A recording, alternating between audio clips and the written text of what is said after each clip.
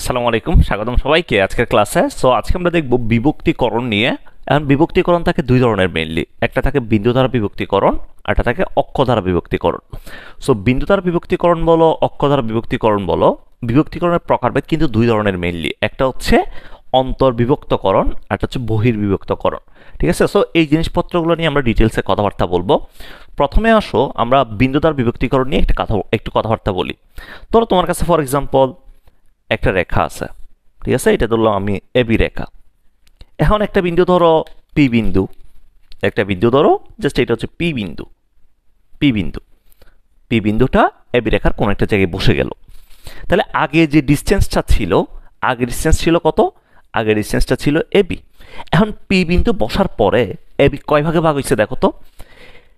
এ থেকে পি পর্যন্ত একটা ডিস্টেন্স হয়েছে, তাহলে এবি ভাগ হয়েছে এ থেকে পি পর্যন্ত একটা, আবার পি থেকে বি পর্যন্ত একটা, পি থেকে বি পর্যন্ত একটা, দুইটা পার্টে ভাগ হয়ে গেছে। তাহলে যেটা আগে ভাইয়া এবি ছিল, এখন সেটা কয়টা পার্টে ভাগ হয়েছে? দুইটা পার্টে, এপি এবং পিবি দুইটা অংশে ভাগ হয়েছে।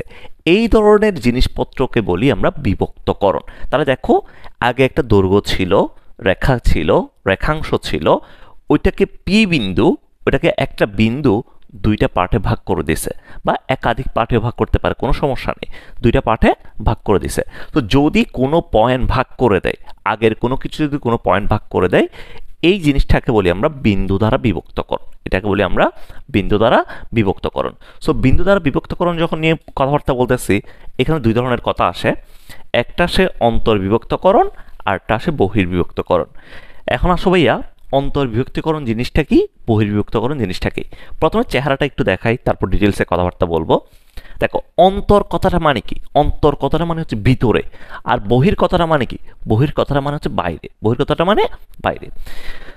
ধরো তোমার কাছে এই এবি রেখাটা আছে, আগে যেটা বলছিলাম ওইটা একটু বলি। ধরো এবি একটা রেখাংশ আছে। এখন এবি রেখাংশের মাঝখানের কোনো একটা জায়গায় একটা বিন্দু আছে পি বিন্দু। এটা হচ্ছে এবি রেখাংশের মাঝখানে কোনো একটা জায়গায় হইতে পারে, ঠিক আছে। তাহলে আগে যেটা আমাদের কাছে এবি ছিল, এবি ছিল, এই ডিস্টেন্সটা দুইটা পার্টে ভাগ করছে কে? পি বিন্দু। একটা হচ্ছে এপি অংশ, আর একটা হচ্ছে পিবি অংশ, আর এটা হচ্ছে পিবি অংশ, তাই না? তাহলে দেখো, পি বিন্দুটা এবি এর মাঝখানের কোনো একটা জায়গায় অবস্থিত, মাঝখানের কোনো একটা জায়গায় অবস্থিত। সো এই ধরনের বিভক্তিকরণকে বলা হয়, এই ধরনের বিভক্তিকরণকে বলা হয় অন্তর্বিভক্তকরণ। অন্তর্বিভক্তকরণ কারণ কি? কারণ এই জায়গায় বিভক্তকারী যে বিন্দুটা আছে, বিভক্তকারী বিন্দুটা মাঝখানে অবস্থিত, মাঝখানে কোনো একটা জায়গায় অবস্থিত, অর্থাৎ ভিতরে অবস্থিত, ভিতরে অবস্থিত। তাই এটাকে বলি আমরা অন্তর্বিভক্তিকরণ। এখন এই অন্তর্বিভক্তিকরণের মধ্যে কোন পয়েন্টটা বিভক্ত করছে ভাইয়া? এই পি বিন্দুটা বিভক্ত করছে, তাই না? তো এই পি বিন্দুটাকে বলি আমরা বিভক্তকারী বিন্দু। এটাকে বলি আমরা বিভক্তকারী বিভক্তকারী বিন্দু। তাহলে বিভক্তকারী বিন্দু যদি ভিতরে অবস্থিত হয়, এটা করি আমরা অন্তর্বিভক্তকরণ। এখন বহির্বিভক্তিকরণের চেহারাটা কিরকম, এর একটু ভালো মতো দেখো। অনেকে মনে করা হচ্ছে বহির্বিভক্তিকরণ কোনো বিভক্তিকরণ না, তাও দেখো একটু। ধরো তোমার কাছে এবি রেখাংশটাই ছিল, এটা হচ্ছে এবি রেখাংশ। এখন তুমি এবি রেখাংশকে একটু বর্ধিত করলা, ধরো এটাকে বর্ধিত করলা, বর্ধিত করে এটা হচ্ছে সি বিন্দু আসলো, এটা সি বিন্দু আসলো। তাহলে তোমার আগের অবস্থান কি ছিল? আগে ছিল এবি, জাস্ট এবি ছিল। তুমি এটাকে যখন বর্ধিত করছো, তাহলে আগে যে দুইটা পয়েন্ট ছিল এ আর বি, এর সাপেক্ষে সি এর ডিস্টেন্স হচ্ছে ধরো এসি, বি এর সাপেক্ষে সি এর ডিস্টেন্স হচ্ছে বিসি। বি এর সাপেক্ষে সি এর ডিস্টেন্স কত? বি এর সাপেক্ষে সি এর ডিস্টেন্সটা হচ্ছে বিসি। তাহলে এখন দেখো তো, আমার কাছে যে আগের অবস্থানটা ছিল, এবি যে অবস্থানটা ছিল, এবি যে অবস্থানটা ছিল, এই এবির অবস্থান এখন দুই ধরনের অবস্থান হয়ে গেছে। একটা হচ্ছে এসি, আর কি, আর একটা হচ্ছে বিসি। বর্ধিত করার পর আর কি, বর্ধিত করার পরে এসি আর বিসি। তাহলে এখানে সি বিন্দুটাকে বলি আমরা, সি বিন্দুটাকে বলি আমরা বিভক্তকারী বিন্দু। এটা হচ্ছে আমাদের বিভক্তকারী বিন্দু, বিভক্তকারী বিন্দু। তুমি আমাকে বলো তো ভাই, এই জায়গায় বিভক্তকারী বিন্দুটা কি ভিতরে অবস্থিত, মানে এ বি এর ভিতরে অবস্থিত নাকি বাইরে অবস্থিত? অবভিয়াসলি বাইরে অবস্থিত। তো এই ঘটনাটাকে বলি আমরা, এই ঘটনাটাকে বলি বহির্বিভক্তকরণ। বহির বিভক্তকরণ। তার মানে অন্তর্বিভক্তকরণ মানে কি? অন্তর্বিভক্তকরণ মানে হচ্ছে ভিতরে অবস্থিত, আর বহির্বিভক্তকরণ মানে কি? বহির্বিভক্তকরণ মানে হচ্ছে বাইরে অবস্থিত। বোঝা গেছে এতটুকু? ওকে। সো এখন আসো আমরা একটু ডিটেলস কথাবার্তা বলি। অন্তর্বিভক্তকরণে আমরা কিভাবে কাজ করি, বহির্বিভক্তকরণে আমরা কিভাবে কাজ করি, এগুলো একটু কথাবার্তা বলি আসো। সো যখন তোমাকে আমি বলবো অন্তর্বিভক্তকরণ, দেখো অন্তর্বিভক্তকরণ,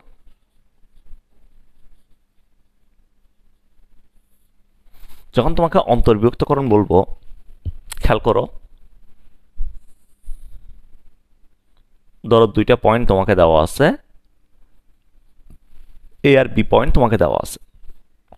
এ পয়েন্ট দেওয়া আছে x1, y1, বি পয়েন্ট দেওয়া আছে x2, y2, x2, y2, B point দেওয়া আছে। এখন তোমাকে বললো পি একটা বিন্দু ধরো, পি একটা বিন্দু এ বিকে দুইটা পার্টে ভাগ করছে, এ পি আর বিপি তে ভাগ করছে। তো এখান থেকে তোমাকে মেইনলি বের করতে হবে কি? মেইনলি বের করতে হবে যে পি বিন্দুটা আছে, বিভক্তকারী যে বিন্দুটা আছে, এই বিভক্তকারী বিন্দুর স্থানাঙ্কটা কত, অর্থাৎ x y equals to what, এই বিভক্তকারী বিন্দুর স্থানাঙ্কটা কত। তাহলে দেখো আমাকে দুইটা পয়েন্ট দেওয়া ছিল, একটা x1, y1 আর একটা হচ্ছে x2, y2। আমাকে বিভক্তকারী বিন্দুর স্থানাঙ্কটা বের করতে হবে। তাহলে এখান থেকে দেখো এবি যে ডিস্টেন্সটা ছিল, এবিকে আমরা দুইটা পার্টে ভাগ করছি, একটা হচ্ছে এপি আর একটা হচ্ছে পিবি। তাহলে ভাইয়া আমি যদি এই জায়গায় এপি ডিস্টেন্সটা নিই, এটা হচ্ছে ডিস্টেন্স, এপি ডিস্টেন্স এ থেকে পি এর দূরত্ব, আমি যদি পিবি ডিস্টেন্সটা নিই, পি থেকে বি এর দূরত্ব, এদের যদি অনুপাত নিই, AP distance divided by PB distance, এটা যদি অনুপাত নিই, ধরো অনুপাতটা আসে m1/m2, m1/m2। তাহলে এপি আর পিবি এই ডিস্টেন্স দ্বয়ের যদি অনুপাত নিই, দূরত্ব দ্বয়ের যদি অনুপাত নিই, তাহলে ভাইয়া অনুপাতগুলো আসে m1/m2। ধরো এটা হচ্ছে m1 আসে, এটা m2 আসে। অনেকেই মনে করে এই জায়গায় m1 m2 ডিস্টেন্স কিনা, m1 m2 ডিস্টেন্স না, m1 m2 হচ্ছে অনুপাত। যেমন ধরো তোমার কাছে যদি এপি ইকুয়ালস টু আসে 5 একক আর পিবি ইকুয়ালস টু যদি 10 একক আসে, তাহলে তুমি যদি এখান থেকে এপি বাই পিবি করো, তাহলে এপি বাই পিবি মানে কত, 5/10, অর্থাৎ 1/2। তাহলে m1 হচ্ছে 1, m2 হচ্ছে 2, m2 হচ্ছে 2। তাহলে m1 m2 এর পরিচয়টা কি? m1 m2 এর পরিচয় হচ্ছে ভাইয়া আমার যে ডিস্টেন্সগুলো আছে, এই ডিস্টেন্স দ্বয়ের অনুপাত যদি আমরা নিই, অনুপাত যেটা আসবে ওটাই হচ্ছে আমাদের m1 m2, m1 m2। এখন আসো এই জায়গায় আসো, তাহলে ডিস্টেন্স দ্বয়ের অনুপাত পেলাম m1, তাহলে এটা হচ্ছে m1, এটা হচ্ছে m2। এই থেকে x কেমনে বের করে, y কেমনে বের করে সেটা একটু দেখো। তো আমরা যখন x বের করব, x ইকুয়ালস টু আমরা পাবো m1 যাবে x2 এর সাথে, দেখো m1 যাবে x2 এর সাথে আর m2 যাবে x1 এর সাথে, m1 যাবে x2 এর সাথে, m2 যাবে x1 এর সাথে। তাহলে m1 x2 plus m2 x1 divided by m1 plus m2, m1 plus m2। তাহলে দেখো m1 গেছে কার সাথে, m1 গেছে x2 এর সাথে, m2 গেছে x1 এর সাথে, তাহলে m1 x2 plus m2 x1 divided by m1 plus m2। যদি y বের করো তাহলে y সমান আসবে কি, m1 যাবে y2 এর সাথে, m2 যাবে y1 এর সাথে, divided by m1 plus m2, divide by m1 plus m2। তাহলে x যাবে কার সাথে, x যাবে হচ্ছে সরি x সমান কি, m1 যাবে x2 এর সাথে, m2 যাবে x1 এর সাথে, divide by m1 plus m2। y সমান কি, m1 যাবে y2 এর সাথে, m2 যাবে y1 এর সাথে, divide by m1 plus m2। তো এটা হচ্ছে x, এটা হচ্ছে y বের করলাম। এখন এই জায়গায় আসলে ফর্মুলাটা ইম্পর্টেন্ট না, ইম্পর্টেন্ট জিনিসটা কি, ইম্পর্টেন্ট হচ্ছে তুমি ফর্মুলাটাকে ইউজ করতে পারতেছো কিনা, এটা হচ্ছে ইম্পর্টেন্ট। তো এটাকে ইউজ করতে হলে তোমাকে কিছু জিনিস জানতে হবে। x1 y1 এর পরিচয় কি, x2 y2 এর পরিচয় কি, m1 m2 এর পরিচয় কি, m1 m2 এর পরিচয় কি। সো পরিচয়গুলো হচ্ছে খুবই ইম্পর্টেন্ট, একটু ভালো মতো দেখো পরিচয়গুলো। সো এখানে x1 y1 কাকে ধরবো, x2 y2 কাকে ধরবো। এই জায়গায় কোয়েশ্চেন আসতে পারে দুই ধরনের। এক ধরনের কোয়েশ্চেন দেখো, তোমাকে বলতে পারে এক ধরনের কোয়েশ্চনে, ধরো এ দিচ্ছে 1,5, এখন বি একটা পয়েন্ট দিল -1,6, -1,6। এখন তোমাকে বলতে পারে ধরো এ বি রেখাকে 5:3 অনুপাতে, 5:3 অনুপাতে অন্তর্বিভক্ত করে। তো এটা এক ধরনের কোয়েশ্চেন। আরেক ধরনের কোয়েশ্চেন এই জায়গায় আসতে পারে, ধরো 1,5 মাইনাস 1,6 মাইনাস 1,6 বিন্দুদ্বয়ের সংযোগ রেখাকে 5:3 অনুপাতে অন্তর্বিভক্ত করে। 5:3 অনুপাতে অন্তর্বিভক্ত করে। তো এখানে হচ্ছে দুই ধরনের কোয়েশ্চেন দিছি।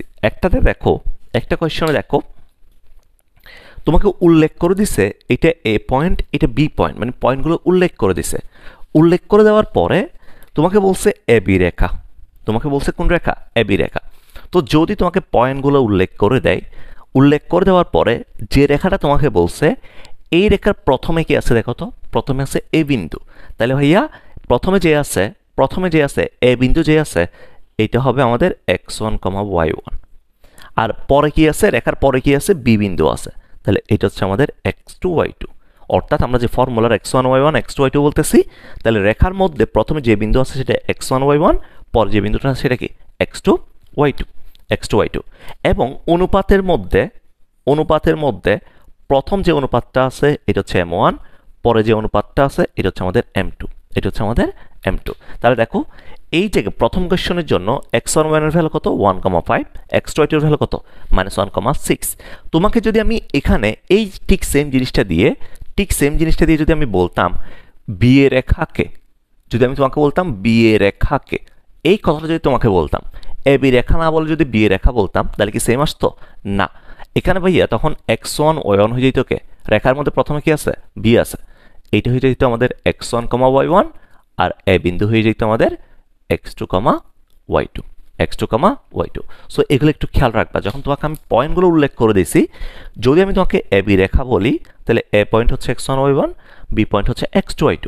যদি তোমাকে বলি বি এ রেখা, তাহলে ভাইয়া বি পয়েন্ট হচ্ছে x1, y1, আর এ পয়েন্ট কি? x2, y2। অর্থাৎ যে প্রথমে থাকতেছে সে হচ্ছে x1, y1, যে পরে থাকতেছে সেটা কি? সেটা হচ্ছে x2, y2।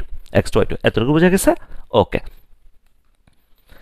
এরপরে দেখো 2 নম্বর যে কোয়েশ্চনটা আসে, 2 নম্বর যে ধরনের কোয়েশ্চন, এখানে তোমাকে আমি পয়েন্টগুলো উল্লেখ করে দিই নাই। এটা 1,5, এটা -1,6 এভাবে উল্লেখ করে দিছি। মানে এটা এ পয়েন্ট, এটা বি পয়েন্ট, এভাবে উল্লেখ করে দিই নাই। সো যদি পয়েন্টগুলো উল্লেখ করে দেওয়া না থাকে, তখন ভাইয়া প্রথম যে বিন্দুটা আছে এটা হচ্ছে x1, y1, আর পরে যে বিন্দুটা আছে এটা হচ্ছে আমাদের x2, y2। আর অনুপাতের মধ্যে অলওয়েজ প্রথম অনুপাতটা হচ্ছে m1, পরের অনুপাতটা হচ্ছে m2। So x1, y1, x2, y2, m1, m2 এই পরিচয়গুলো সবাই ভালো মতো দেখবা। কারণ তুমি যখন ফর্মুলা অ্যাপ্লাই করার সময় তোমার সবচেয়ে ইম্পর্টেন্ট জিনিস হচ্ছে এই জিনিসগুলাই, x1, y1 কে, x2, y2 কে, তারপর হচ্ছে m1, m2 কে।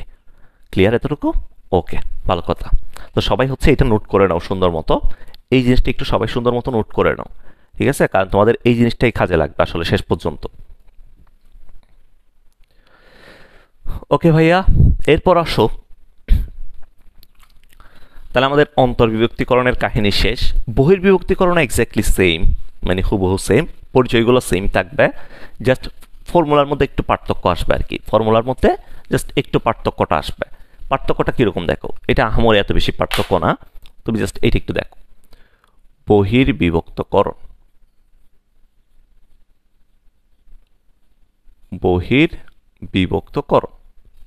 তাহলে বহির্বিভক্তিকরণ কি বলছিলাম? এটা ধরো আমাদের এ বিন্দু, এটা ধরো বি বিন্দু, এটাকে বর্ধিত করে আমরা এটা সি বিন্দু পাইলাম, তাই না? তাহলে এখন আমার দুইটা ডিস্টেন্স ক্রিয়েট হয়েছে, একটা হচ্ছে এ থেকে সি ডিস্টেন্স, আর একটা হচ্ছে বি থেকে সি ডিস্টেন্স, তাই না ভাইয়া? তো এখান থেকে আমরা যদি এসি ডিস্টেন্সটা বের করি ডিভাইডেড বাই বিসি ডিস্টেন্সটা যদি বের করি, অর্থাৎ দূরত্বদ্বয় যদি আমরা নিই, তাহলে দূরত্বদ্বয়ের অনুপাত আসছে ধরো m1/m2। এটা হচ্ছে এসি বাই বিসি, এই দুইটা দূরত্বের অনুপাত আসলো এসি বাই বিসি, m1/m2 আসলো। তাহলে উপরেরটা ধরলাম আমরা m1, নিচেরটা ধরলাম আমরা m2, তাহলে m1 আর m2 ধরলাম। এখন তোমাকে এ পয়েন্ট দেওয়া ছিল x1, y1, বি পয়েন্ট দেওয়া ছিল x2, y2। বিভক্তকারী পয়েন্টের স্থানাঙ্ককে আমরা x আর y ধরলাম। বিভক্তকারী পয়েন্ট হচ্ছে x, y। সো এখান থেকে ঠিক আগের মতোই মানে আমরা এক্স সমান বলতে পারবো কি, এক্স সমান বলতে পারবো m1 যাবে x2 এর সাথে, তাহলে m1 x2 minus minus m2 যাবে x1 এর সাথে, minus m2 x1 divided by m1 minus m2। যদি y সমান বলি m1 যাবে কার সাথে, m1 যাবে y2 এর সাথে, m2 যাবে y1 এর সাথে divided by m1 minus m2, m1 minus m2। এখন এই ফর্মুলা নিয়ে হচ্ছে কার কোনো সমস্যা নাই খুব একটা, ভাইয়া অনেকে বলে ফর্মুলাটাকে কি এইভাবে লেখা যাবে কি না। ধরো আমরা তো এখানে x2 কে আগে লিখছি, x1 কে আমরা পরে লিখছি, তাই না। অনেকে বলে এই ফর্মুলাটাকে কি এইভাবে লেখা যাবে, m2 x1 minus m1 x2 divided by m2 minus m1, এটা লেখা যাবে, এটাতে কোনো সমস্যা নাই। খেয়াল করো তুমি যদি এখানে উপরে মাইনাস কমন নাও, নিচে যদি মাইনাস কমন নাও, এটা চলে আসবে। কিন্তু এই ফর্মুলাটাকে তুমি এইভাবে লিখতে পারবে না, x equals to m2 x1 minus m1 x2 divided by, খেয়াল করো উপরে তুমি কাকে আগে নিছো, m2 কে আগে নিছো, m1 কে পরে নিছো, নিচে যদি তুমি m1 মাইনাস m2 করো, এটা করা যাবে না, এটা লেখা যাবে না, এটা লিখলে তোমার অ্যান্সারে ভুল চলে আসবে। তাহলে উপরে যাকে আগে নিছো, উপরে তুমি যাকে আগে নিছো নিচে তার থেকে বাদ দিতে হবে। তাহলে উপরে দেখো আমি m1 কে আগে নিছি, m1 থেকে বাদ দিছি, এখানে উপরে m2 কে আগে নিছি, m2 থেকে বাদ দিছি, m2 থেকে বাদ দিছি। সো এইটা একটু মাথায় রাখবা, এই জিনিসটা একটু মাথায় রাখবা, এটা হচ্ছে আমাদের ফর্মুলা। তো এখানে x1 y1 x2 y2 তারপর m1 m2 এগুলোর পরিচয়টা কি, এগুলোর পরিচয়টা হচ্ছে আমরা আগে যে পরিচয়টা দিছিলাম, একটু আগে যে পরিচয়টা দিছিলাম ওইটার মতোই হুবহু, ওইটার মতোই পরিচয়টা। অর্থাৎ x1 y1 কে যদি পয়েন্ট উল্লেখ করা থাকে, a b পয়েন্ট যদি উল্লেখ করা থাকে, তাহলে a পয়েন্ট কি, a পয়েন্ট হচ্ছে a b রেখা যদি বলি, a হচ্ছে x1 y1, b হচ্ছে x2 y2, আর অনুপাতের মধ্যে প্রথমে যে থাকবে সে m1, পরে যে থাকবে সে m2।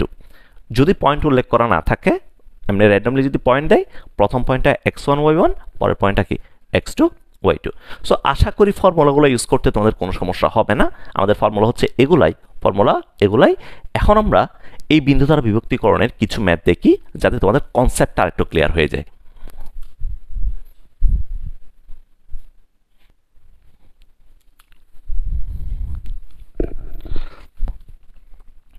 ম্যাথ নাম্বার 1টা খেয়াল করো। ম্যাথ নাম্বার 1 বলতেছে কি 1,4 এবং 9,-12 এই বিন্দু দুইটা সংযোগ রেখাকে যে বিন্দুটা 5:3 অনুপাতে অন্তর্বিভক্ত করে তার স্থানাঙ্ক কত, তাই না।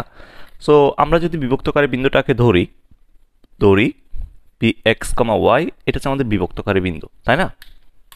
আমাকে দুইটা পয়েন্ট দেওয়া আছে 1,4 আর 9,-12, যেহেতু উল্লেখ করে দেয় নাই তাহলে কি বলছিলাম, প্রথম পয়েন্টটা x1 y1, পরের পয়েন্টটা x2 y2। তাহলে এই জায়গায় ভাইয়া x1, y1 এটা সমান দেওয়া আছে 1,4, x2 y2 এটা সমান দেওয়া আছে কত 9,-12, এটা দেওয়া আছে। অনুপাত দেওয়া আছে কি 5:3, তাহলে m1 সমান হচ্ছে 5, m2 হচ্ছে 3, এটা দেওয়া আছে, তাই না। তাহলে x সমান কি বলছিলাম, x সমান হচ্ছে m1 যাবে কার সাথে, x2 এর সাথে, তাহলে x সমান m1 x2 m2 x1 divided by m1 plus m2। তাহলে m1 হচ্ছে ভাইয়া 5, তাহলে 5 ইন্টু x মানে কত 9 প্লাস m2 হচ্ছে 3, x1 মানে 1 ডিভাইডেড বাই 5 প্লাস 3। তাহলে কত আসে দেখো, 5 × 45 প্লাস 3 ডিভাইডেড বাই 8, তাহলে 48 ডিভাইডেড বাই 8, 6 কত 48, তাহলে 6 আসে। এরপর y সমান দেখো, যদি y বের করি, y সমান কি ছিল m1 y2 plus m2 y1 divided by m1 plus m2। তাহলে m1 সমান কত 5, y2 সমান কত -12, তাহলে 5 ইন্টু -12 প্লাস m2 কত 3 আর y1 কত 4 divided by m1 plus m2 3 plus 5, তাহলে ভাইয়া -60 প্লাস 12 ডিভাইডেড বাই 8, তাহলে -48 ডিভাইডেড বাই 8 ইকুয়ালস টু কত -6। তাহলে আমাদের অ্যান্সার কত, আমাদের অ্যান্সার হচ্ছে 6, -6, এটাই আমাদের অ্যান্সার। ঠিক আছে। সো এইভাবে হচ্ছে আমরা জাস্ট ফর্মুলা যদি একটু ভালো মতো জানি, ফর্মুলার পরিচয়গুলো যদি জানি, ম্যাথ করতে আমাদের কোনো প্যারা নেই। অর্থাৎ তোমার যদি কনসেপ্টটা ক্লিয়ার থাকে, কনসেপ্ট যদি ভালো মতো ক্লিয়ার থাকে, ম্যাথ করতে তোমার কোনো সমস্যা হবে না। ঠিক আছে। সো সবাই বুঝছো কিনা দেখো। এরপর আমরা বহির্বিভক্তিকরণের আরেকটা প্রবলেম দেখি, চলো।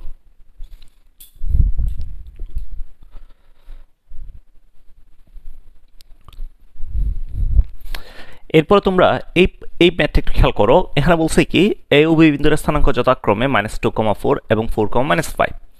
এবি রেখাকে সি বিন্দু, এবি রেখাকে সি বিন্দু 4:1 অনুপাতে বহির্বিভক্ত করে, তাহলে সি বিন্দুর স্থানাঙ্কটা কত এটা আমাদের বের করতে হবে, তাই না? তো দেখো তোমাকে পয়েন্টগুলো উল্লেখ করে দিচ্ছে এ ও বি বিন্দু, এবং রেখা উল্লেখ করে দিচ্ছে কি এবি রেখা। তার মানে ভাইয়া যেহেতু এবি রেখার মধ্যে প্রথমে এ আছে, তাহলে আমাদের এইখানে x1, y1 এটা আসবে কত -2,4, আর x2, y2 এটা আসবে কত 4, -5। তার মানে এরপরে সি বিন্দুর স্থানাঙ্ক বের করতে হবে। তাহলে ধরো আমরা সি বিন্দুর স্থানাঙ্ককে এক্স আর ওয়াই ধরে নিলাম।